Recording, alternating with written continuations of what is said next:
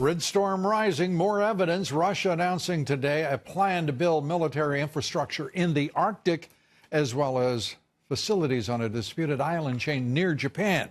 Meanwhile, today, Chinese President Xi Jinping said China will continue to pump billions of dollars into developing nations using debt trap diplomacy to, quote, take part in global governance. Now, are we to interpret global governance as Xi governing us?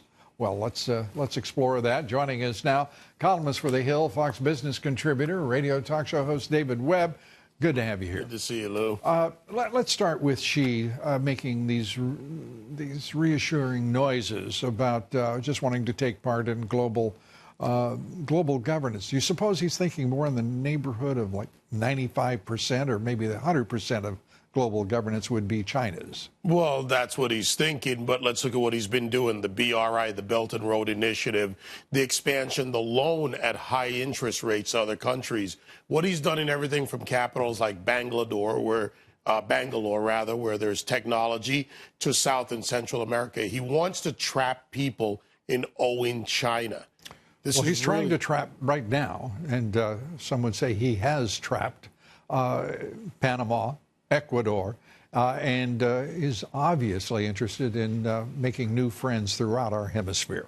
Well, he's not interested in friendship. He's interested in control. If you even look at what he's doing through the stands, Kazakhstan and other areas, it's about tying everyone so they can't pay him back so he can exert influence, no less than what he did in Africa.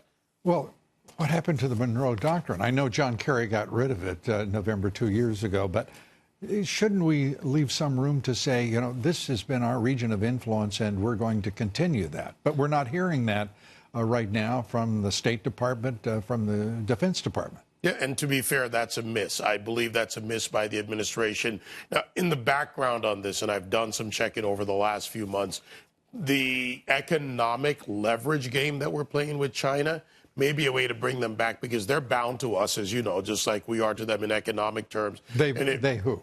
China.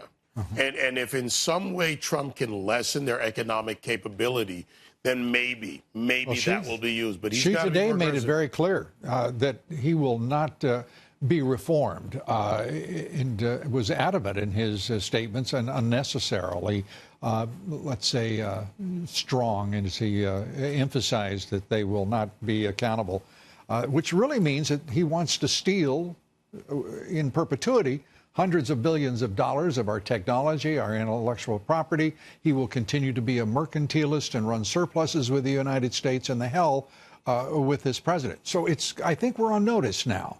This president is engaged, and he is going to insist throughout balanced, mutual, reciprocal, fair trade. Xi and Trump are headed for a collision, no doubt about it. And eventually they have to have the collision in order to have some change. Nothing's changed, and the leverage game is the only mechanism right now that will force China. Look at the auto tariffs, for instance, where he actually got a change. Look at the USMCA and NAFTA. What did Trump do? He went bilateral, then he went back to trilateral, but he was able to force some changes. Xi wrote a paper in a speech about 4 months ago, and he's laid out the plans for their party control. We have been advised of the Chinese expansionist policy for some time. We're now watching it work, and we're watching this president do what should have been done by three leaders who preceded him in the White House, and that is take on the challenge. Absolutely has to. Great to have you with us, David Webb. Thank you, sir. Lou. Appreciate it.